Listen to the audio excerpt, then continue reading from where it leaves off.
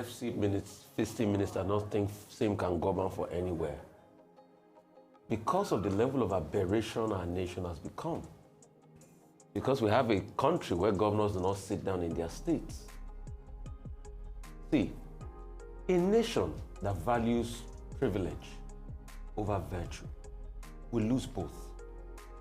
And that's the country Nigeria used to be. You will have wondered that the FCT minister will be busy with the doctors that are on strike in Abuja. That as at 3 days ago, patients were discharged from hospitals because there were no doctors for them. You know what it means? People that are sick decided discharging their patients themselves because they said there's no doctor available. And this was a strike that they saw coming, that the doctors had won over non-payment and everything. Almost every doctor strike has the same thread in this country. It has to do with money and welfare, non-payment, deductions and all of that. You will have thought that that should have been the front burner of the FCT minister. But what is the FCT minister doing today? He's busy gloating. And he's busy claiming that he has the right to turn the constitution over his head and create an aberration. You heard what he said, it wasn't my word. He said that if they didn't want the state of emergency to end, it would not have ended. So you see, when I say President Tinubu will explain, tired, no evidence, you people thought I was just being, farcical or something. So you can see that President Tinubu's explanation has no justification because there was no security threat there, no matter how much they tried to couch it. It was part of the gifts they've given to Mr. Nyesom Wike to be able to fight with his political godson. And the reason they have done that is so that it will act as a deterrent for other political godsons that might want to go astray. It's not today. The same thing panned out. Today, Alhaji Lamidi Adewolula Doja is going to be Olubadan. When he was governor, he had a fight too with his political godfather. His political godfather, Baba Molete. Baba Molete has passed today. That was how the forces that be also orchestrated an impeachment for him. So it's not today that they use impeachment and state of emergencies to fight their political godson. So the FCT minister, not minding what was happening in Abuja, was busy gloating yesterday on TV. In fact, he even called all his political adversary snail that they don't have shell, while doctors are on strike in the FCT. You can see the hypocrisy and the joke. And he said Fubara should come back. Yes. What will he come back to? He comes back as a lame dog. The plan was to ensure that the third level of government, the local government, they got it with themselves and they used the state of emergency to get that. Already, the State House of Assembly is already in their pocket. So with those two architecture in the hands of the godfather, the godson is a lame dog. So like he comes, he doesn't come. They've released him. It's his problem. That's why the godfather will say, I don't care, you should come, let peace reign. Now we're forgiven. The forgiveness here is that they've been able to browbeat him with the architecture of state. So that's the forgiveness. And when the State House of Assembly said they were going to probe Ibokete Ebas. You see, we joke too much in this country. You probe Ibokete Ebas that was part of the scheme that was in your favor. Is that the country we live in? He was part of the scheme that was in your favor. He was there to be able to ensure that there was an easy emergence. That's what the Ibokete Ebas was there, as regards the local government. So he's come to do the bidding. I will wait and I will challenge the Rivers State House of Assembly. Probe. Let me see one indictment against the Ibokete Ebas. I will know you people are ready. Let me see Ibokete Ebas being taken to court or challenged. I will know you people are ready. They will just talk about those things to think Nigerians are full and move around. So that's why the country is the way it is. Everybody keeps thinking the people are, but they forget that the state is owned by the people. The state is owned by the people. So we are not surprised. Is that not what is panning out in Osun State? Now they're saying a fictitious letter is coming out that they want to transfer the case. The PDP is accusing the APC of high-handedness. They want to use federal might.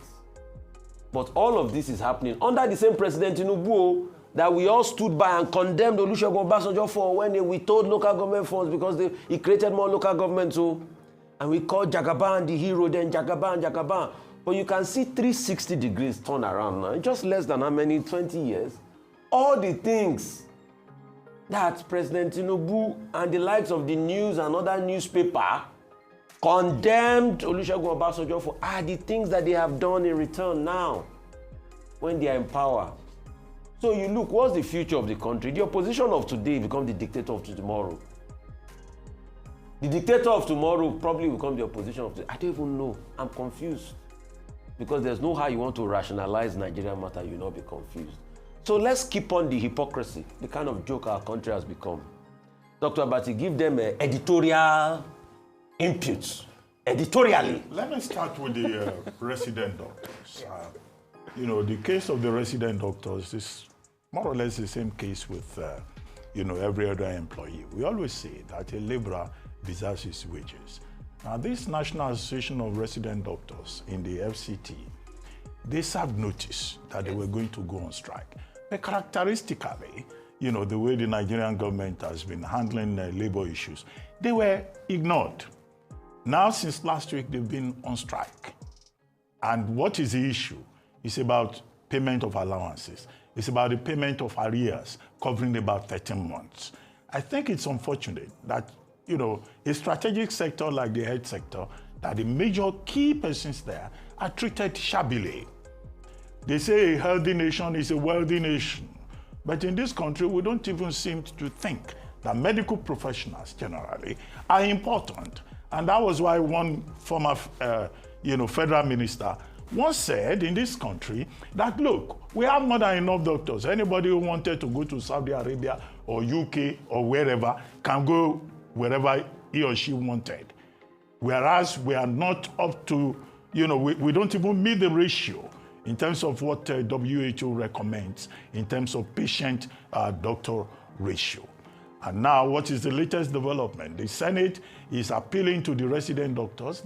The Committee on Health met with the striking doctors or their representatives yesterday, and they are appealing to them to go back to work. No, what is important is that this kind of situation should not happen.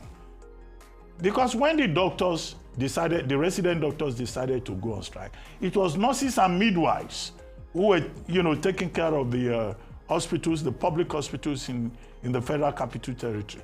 Now the nurses and midwives are also serving notice that they plan to join the resident doctors and go on strike.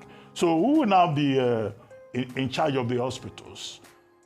Before you know it, maybe pharmacists and other health professionals will also say they want to go on strike.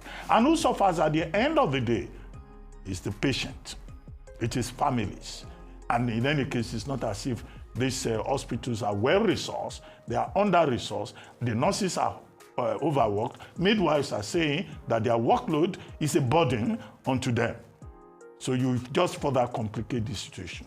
The basic point that we should make is that, look, the government, whether at the federal level or at the local government level or at whatever level, has a responsibility to take the health sector more seriously. The same argument that we make also for the education sector and other strategic areas of national development that affect the lives of the people directly.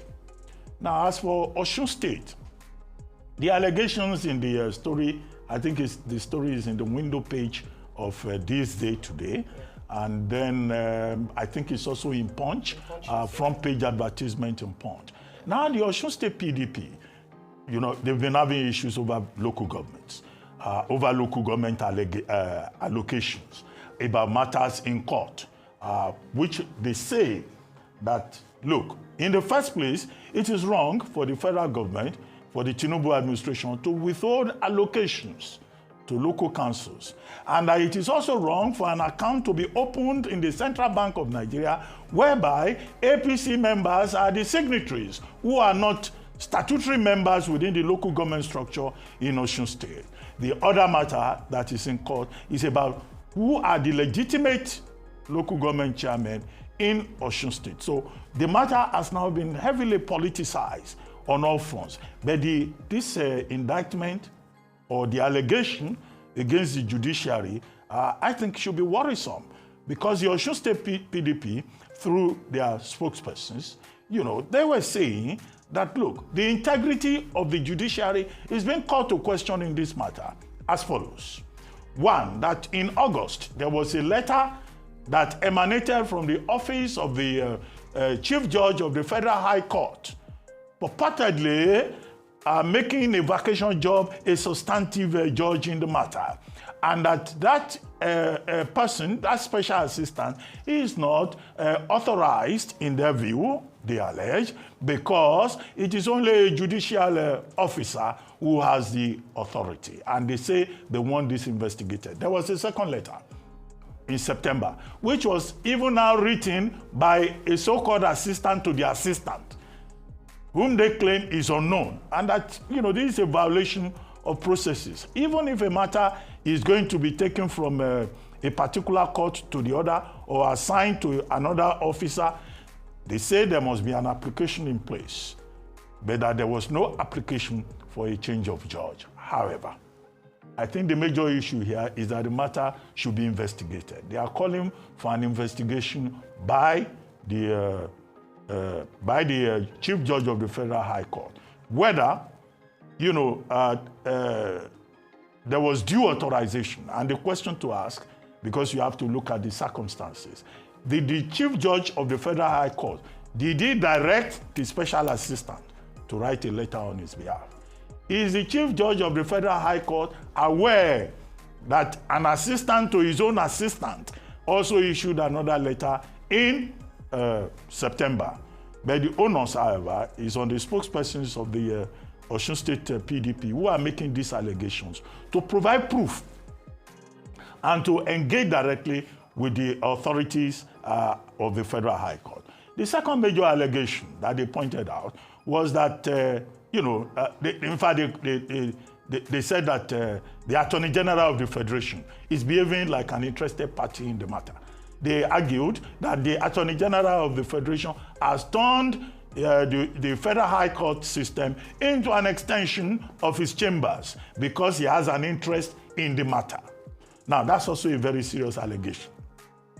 And they must, have proof to be able to say, okay, Attorney General of the Federation, we think you are behind this matter because of your connection with the government of the day, because of your, own circumstances previously. I think they once accused the Attorney General of having been the counsel on the part of, a party to the matter. So these are serious allegations because they speak directly to the integrity of the judiciary, and they are calling the integrity of both the Attorney General and of the Chief Judge of the Federal High Court to question. But in any case, there's nothing wrong in a vacation job being made a substantive judge, if that is the direction. There was no urgency. That's their argument. No, if the authorization is proper from the Chief Judge, because vacation judges, their matters can be taken later and awarded and assigned to another, another particular judge. But what we can say categorically is that there should be an investigation of the circumstances here. Now I go to Rivers. Now, yesterday must be indeed a very historic day for the people of Rivers State, and that was why many of them trooped to the streets. In fact, there were spots along Azikiwe Road in Port Harcourt yesterday, people jubilating and showing excitement that the emergency rule in Rivers State had ended. An emergency rule that a cross-section of stakeholders in Rivers State considered illegal, unconstitutional, and unjustified. And that opinion was also heard, across the spectrum within the Nigerian space. But that is over now. So Ibokete Ibas has now left. I've seen a video showing him leaving. And I think he also made a speech. He said a lot of lessons have been learned, and that the people of Rivers State will need vigilance and resilience. I hope that, those lessons that he was talking about yesterday are lessons that have been truly learned across, the various segments of society and also the stakeholders involved in the matter of Rivers State. The people were expecting Governor Sim Fubara to show up yesterday, but he was not there. He will show up at some point. I'm not too sure that Nyesom Wike, the FCT minister, and the self-styled godfather of Rivers politics, said that Fubara can run from anywhere. What I remember, I can rule from anywhere. What I remember was him saying he's not the chief security officer of Fubara and that he's not his protocol officer. Okay? But in good time, and that he's a governor. It doesn't mean that the day, the matter is resolved, that's when you show up. But whatever it is, we hope that Fubara will show up at some point, wherever he is. Now, the president has given directive that that has been lifted and that, governance has been restored to normalcy. However, another thing that Minister Wike said is that, he's not in a position to appoint commissioners for the governor. Well, we hope that he means that. And we hope that he will allow Governor Fubara to run the state for whatever is the remainder of his tenure. Number two, when Governor Fubara returns, he must toe the path of reconciliation. I'm sure he will be one of those persons who may have learned some lessons in the last 6 months. He must know that he has to work with the House of Assembly in particular and work with other stakeholders in the state to move the state forward. Because in the last 6 months, the received opinion is that the people of Rivers State were the ones who held the short end of the stick. The House of Assembly convened yesterday at the main hall of the legislative quarters. The sole administrator had said he was going to rebuild the House of Assembly. Well, I don't think he did. I don't think the House of Assembly is ready. But they said yesterday, that's the lawmakers, that one, the governor should go ahead post haste to submit his list of commissioners. Two, he should submit his budget for the remaining part of the year to them. Three, they are also saying that they are going to carry out a proper audit of the 6 months under the sole administrator, Ibokite Ibas.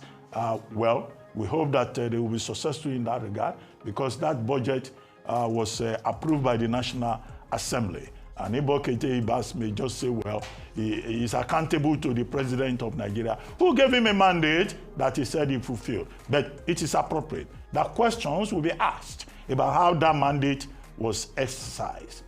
Finally, the Rivers State elders and leaders, the Council of Elders, they have finally shown up again. For some time, all the groups that disappeared, the women supporting Fubara, the youth groups supporting Fubara, the Rivers State elders and leaders of thought, they are all back. And the elders have found their voice again. But the entire community in Rivers State should spare us, the rest of us in this community called Nigeria, the agony of one day, one trouble in Rivers State. Because Rivers State got to a stage where the state became a theater for one day, one trouble. And we hope that Minister Wike, the minister, who is being said is going to put some commissioners there, should just give Fubara the free hand to do his work. And I hope the minister too learned some lessons about how it is not good to disrupt the order in his own state. I think the lesson was that it's okay to actually disrupt the order. To disrupt order. Because when you disrupt the order in your state, no, I think one of the biggest lessons would be to know who to align with. Once you align with the right person, irrespective of whether or not you disrupt the state, the order of the state. Congratulate. And I think another lesson. Maybe when Fubara comes, maybe we'll declare for APC. Or we will pledge loyalty to President Tinubu. We preempted that whatever, already. but we don't.